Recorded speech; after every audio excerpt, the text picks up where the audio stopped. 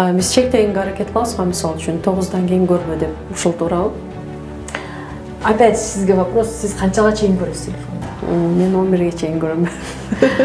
Анын опять да вопрос, насколько балада ичинде болуп турган нерсе, насколько чоң да, например, балага ошол нерсе көпкө жетпей атса, бала да отурамын көрүшү мүмкүн да.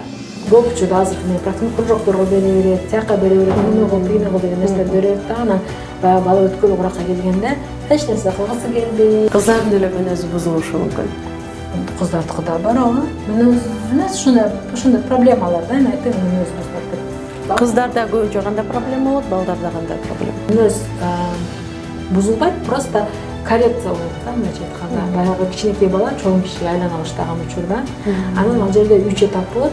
Кичинекей, орто, чоң деген. Кыргызстандыктар смартфон, компьютер, планшет сыяктуу түзүлүштөргө баш оту менен байланып, акыркы күндөрү виртуалдык дүйнөдө өтө көп убактыларын корото башташты.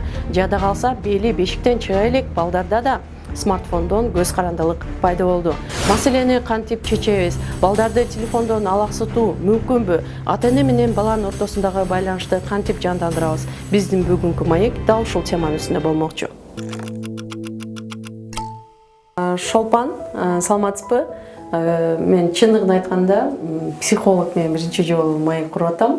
Анан бул жер мындай ошол сиздин кызматыңызды пайдаланганы келгендер үчүн атайын жасалган экен, Сизге өзү негизи кайсыл курактагылар көбүрөөк кайрылат?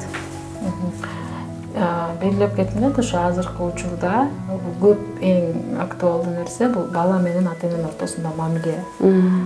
Көп ата-энелер балам укпай атат, балам окуп атат, балам мен бизди укпайт, кетип калат. Же болбосо эң көп нерсеси бул телефон да. Балам телефонго кирип кетти, бүттү, телефондон чыкпай калды. Телефонду алып салсам деле не действует деген нерселер менен көп кайрылышат. Айына канча ата-эне келет эми сизге? Санап көрбөптүрмүн, чындыгын айтсам. Анткени мындай да, бизде биздин кыргыз коом психолог дегенден биз алысыракпыз да. Анан ошо сиздин кызматыңыздан пайдалангандардын саны көбөйүп баратканы мындай кызыктырып атат да меничи. Неделясына күнүнө 2-3 болот. Күнүнө 2-3 болот, Анан сиз балдар менен да сүйлөшөсүздөр да? Балдар менен жумушчу. Биринчи ата-энеси менен келет, биринчи диагностический болот, анан экинчиси кийинки жолугушуулар уже терапевтический деп коет, бизде ошо коррекция кылып ошо менен иштеше баштайбыз балдар менен. Азыр өзүңүз эле айтып кеттиңиз, балдар телефонго көп берилип атат депчи. Эмне үчүн ушундай болуп атат? Андан кутулуунун жолу барбы негизи?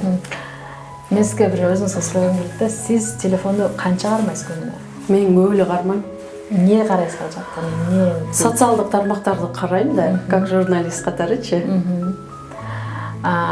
Просто мен сизге суроо берем, потому что только на себя мы можем это экспериментировать. Например, балдар телефонду көп карайт деп биз общий черта айтабыз да. Ата-энеден сурап келгенде, ата-эне кээ бир ата-энелер билбейт эмне карап атканын, жөн эле телефондо отурат. Кээ бир ата-эне карайт, муну көрөт, тини көрөт депчи. Бирок бала ичинде болуп аткан нерсени ата-эне менен сүйлөшпөйт. Башка бизде азыр ушундай болуп кетти го, көп онлайн болуп кетти да. Анан ошо виртуальный мирге кетет да. Ошол жактан ошо издеген ичинде таппай аткан, жетпей аткан нерсесин ошо телефондон табат да. Мүмкүн балага кандайдыр бир өзүнүн балага мактаган керек болуп атса, өзүнүн бир кыйынлыгын көрсөткүсү келип атса, ал оюнга кирет дагы. Оюндан уткан сайын ал өзүнө кандайдыр бир жакшы нерсе алат да. Анан ошону оюнду дагы өзүндө кандайдыр бир өзүнүн көтөрүү сезимдер, кандай десем, самооценкасын көтөрө баштайт да, ошол аркылуу мен бул жактан утуп атам, мен муну алып атам. Анан башка оюн, ошондой оюнду дагы түрүнө өтөт, ушул сыяктуу нерселер да. Анан көп учурда ата-эне аны түшүнбөстөн телефонду жөн алып коет да. Мындай алып, кандай десем, мисалы кандай түшүнсөм, мисалы тамак суу ичип аткан суун тартып алган, ушул сыяктуу нерселерди кылышат. Негизи биз ошол бала ошо кызыгып ойноп атса, ата-эне мындай тартып албаш керекпи? бала менен биринчи сүйлөшүш керек. Мен өзүм эксперимент кылгам, дагы деле болсо кылып келем өзүм балдарым менен. Балага телефондон башка үйдө кызыктуу нерсе болуп атса, бала сөзсүз түрдө телефонду таштайт. Мүмкүн жок эле дегенде давайте чогуу ойнойбуз. Ата-энеси, балдар болуп чогуу бир оюн ойношсо, настольный азыркы оюндар бар көп. Ошолордон чогуу ойнойбуз десе, балдар телефонду таштайт дагы. Эмне көрүп атса да таштайт да, келип ойнойт. Себеби балдарда мындай бетме-бет ата-эне менен сүйлөшүп, ойнош, мындай кандайдыр бир мындай эмоционалдык байланыш аз да. Кээ жерлерде такыр эле жок. Ата-эне баланы мындайча айтканда көрбөйт да. Бала эртең менен кетет, кечинде келет, кечинде даже ата-энеси менен баласы көрүшпөй да калган учурлар болгон да. Бизде жакында эле Билим берүү министрлиги мектептерге телефонду алып барбагыла дегендай мыйзам чыкты да. Ошого кандай карайсыз? Телефондорду алып барбагыла болгондо эгерде кандайдыр бир закон, кандай десем, мисалы бирөө алып барат, экинчиси бирөө алып барбаса бирөө алып барат. Кандайдыр сөзсүз түрдө бирөө алып келет да, аны баары талашат, баары көрүшөт. Экинчиси ага кызыгат, алып келе берет да. Анан алып барбагыла деп алып койгон жөн эле сөз менен кандайдыр бир система болуш керек да. Мисалы телефондоруңарды алып келип, мына жерге коюп коесуңар, ключун алып кетесиңер, анан кери алып кетесиңер деген сыяктуу бир кандай система болсо мүмкүн иштейттир. Жөн эле алып барбагыла деген нерсе ал көп учурда иштебейт да. Бизге мектепте балдарым окуйт, бизге деле айткан, кнопочный телефон алып бергиле жанагындай. Эч ким алып берген жок, наоборот, iPhone, тиги бул ошондой телефон көтөрүп түшөт да. Мында эч кандай ал нерсе иштеген жок ал жакта. Биз чектегенге аракет кылабызга, мисалы үчүн 9дан кийин көрбө деп, ушул туурабы? Опять сизге вопрос, сиз канчага чейин көрөсүз телефонду? Мен 11ге чейин көрөм. Анын опять да вопрос, насколько балада ичинде болуп турган нерсе, насколько чоң да, например, балага ошол нерсе көпкө жетпей атса, бала да утура көрөшү мүмкүн да. Азыркы еще аниме деген жанагы мультфильмдер бар, сериалдар бар. Ошол жерден они именно өзүнүн ичинде болуп аткан нерсени ошол жактан отражениясын көрөт да. Алар еще мындай психический немеде тартылгандар да. Көп сериалы анан бат-баттан болот, анан кызыктырып кете берет да. Анан бала ошол кызыгып көрүп кете берет. Ошол себептен ограничение коюш керек кандайдыр бир. Бирок бала менен сүйлөшүү менен да. Давай биз монтебиз, при этом сиз дагы, например, ата-эне дагы ошол чекти сакташ керек да. Мисалы саат 11де телефон өчтү, все, давайте баарыбыз 11де телефон читайбыз, уктайбыз, или там мындай кылабыз. Или там 9да телефон өчтү, давайте мындай кылабыз. То есть какой-то бала менен ата-эненин ортосунда сүйлөшүү болуш керек да. Азыр мындай болуп калбадыбы, баягы кичинекей алейлерге деле телефонду баягы жүрмөлөп жаткан балага деле телефонду кармата коюп, өзүм ишимди кыла коеюн деп, эми бул күндө болуп аткан эле нерсе да, ошентип биз көндүрүп алып атабызбы деп ойлоп атам да. Кичинекей кезинде бизде көп кандай десем, бизде көбүнчө кичинекей баланы бала деп кабыл алышат да. Бала да билбейт да деп алдап коюшат. Мындай кандай десем, сиз айткандай жумушун бүтүрө калайын, мынтип турсунчу деген сыяктуу мамиле кылышат да. Ал бала менен ошол учурдан баштап мамиле кылса, сүйлөшүп, жүрү чогуу кылабыз, же болбосо сен мага жардам берчи, же болбосо башка оюнчук менен алаксың, кандай десем мындай контакт жок да бала мененчи. Телефонду менен алаксыз отура тур, как будто бы баланы тамак бериш керек, уктатыш керек, жаткырыш керек, жумуш кылыш керек деген нерсе да. Менин балам бар, баламды жакшы көрөм деп эркелет, может эркелеттир, бирок кандайдыр бир контакт үзүлүп турат да, в любом случае. Бала ошондон телефонго көп кирип кетиши мүмкүн. Анткени мамасы деп берип атат да, өзүнүн ордуна телефонду берип атат да. Баланын мүнөзү канча жаштан баштап бузула баштайт? Мен бузулат деп айткандан алысмын. Себеби негизи баланын мүнөзү 7 жашка чейин калыпталат. Анан 7 жаштан бир 10-11 жашка чейин какой-то бир кандай десем, чоң өзгөрүү болбойт, бирок кандайдыр бир чоңой болот да. Бирок 11 жаштан баштап бала переходной возраст деп коет, не деп койчу кыргызча? Өткөл куракка келип туш келет. Ошол учурда ал жерде мүнөз бузулбайт, просто коррекция болот да, мындайча айтканда. Баягы кичинекей бала чоң кишиге айлана баштаган учурда. Анан ал жерде 3 этап болот. Кичинекей, орто, чоң деген өткөл курактар. Көп учурда кичинекей кезинде болгон нерселер ошол өткөл куракта чыгат да. Мисалы кичинекей кезинде баланын ою менен эсептешпей, баланы ар кандай десем, көп учурда азыркы менен практикум кружокторго бере берет, тияка бере берет, муну кыл, тигини кыл деген нерселерди бере берет да. Анан баягы бала өткөл уракка келгенде эч нерсе кылгысы келбейт. Баягы мурунку берилген нерсенин баары ошол жактан чыгат да. Мен ата энелерге түшүндүрөм да, мисалы 8-7 жашта бала келсе, ушу менен азыр иштеш керек. Бул менен иштебесеңиз, өткөл уракка келгенде өтө кыйналып каласыз. Себеби ошол нерсе өткөл уракка келгенде мындайча айтканда жарылат да, взрывной деп коем да менчи, потому что аякта физиология, психология өзгөрүүгө дуушар болот да, баягы контроль жоголот.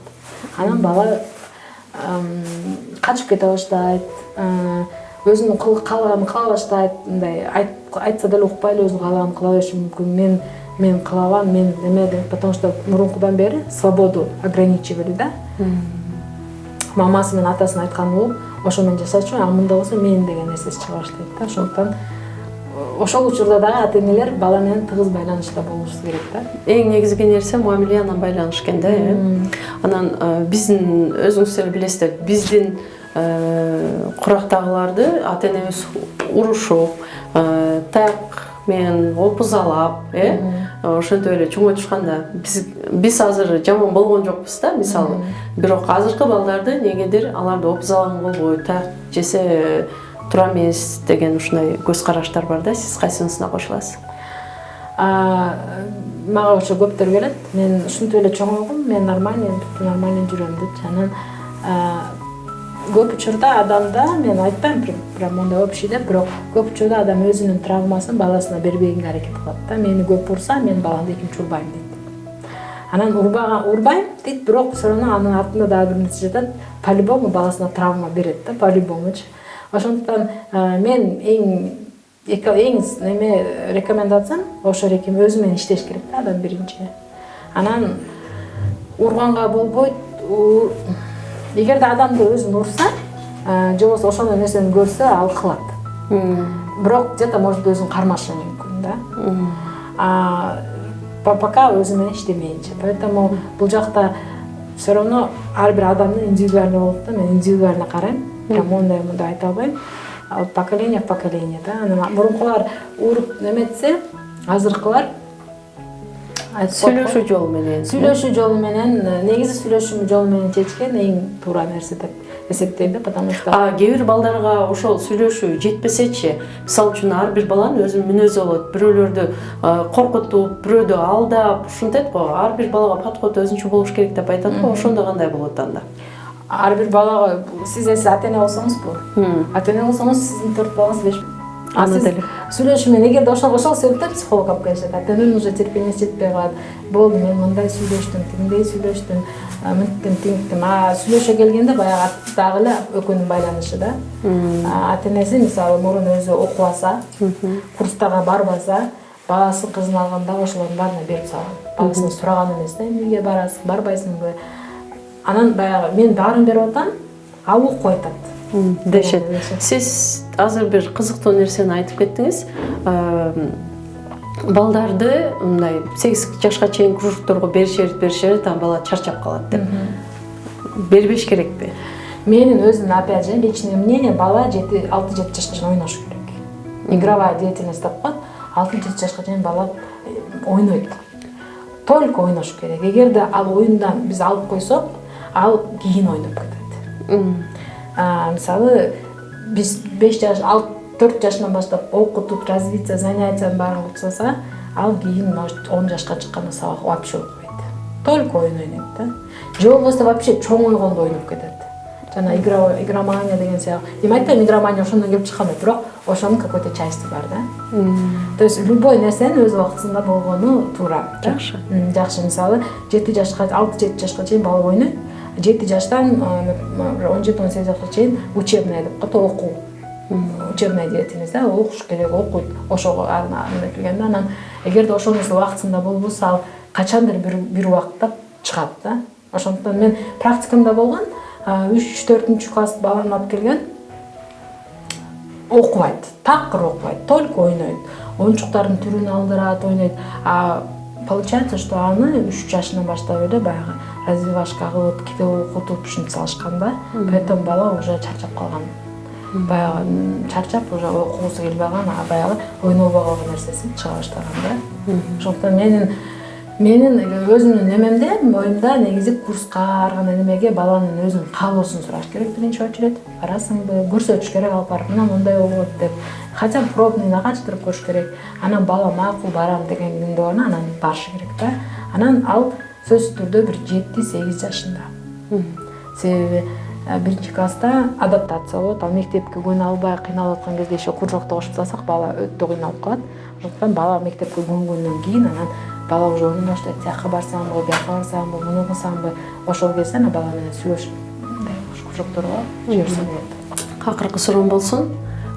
Сизге кыздардын ата-энелери көп кайрылабы же уул балдардынбы? Экөө бирдей эле. Бирдей. Кыздардын деле мүнөзү бузулушу мүмкүн. Кыздардыкы да бар ага. Мүнөз эмес, ошондой проблемалар да, эми айтам мүнөз бузулат деп. Кыздарда көбүнчө кандай проблема болот, балдарда кандай проблема? Кыздарда көбүнчө мамасы менен Тил табышпастык пайда болот. Балдарда көбүнчө телефон кирип кеткен. Анан мектеп класста жанагындай буллинг болот го, буллингге кабылгандар. Балдарда да кыздарда да бар ал нерсе. Балдарды көбүнчө телефонго, кыздардыкы көбүнчө ошо мамасы менен тил табышпай, конфликтке барып, анан мамасынын ошо конфликттин айынан ар кандай поступокторго барган кыздар, ушундай нерселер кездешет көбүнчө. Рахмат Шолпан. Сак саламатта болуңуз. Рахмат сизге да. Кайрылган балдар өтө көп болбосун дейт, бирок эгер кайрылып калса жардамыңыз тийип турсун. Рахмат сизге да. Рахмат чоң.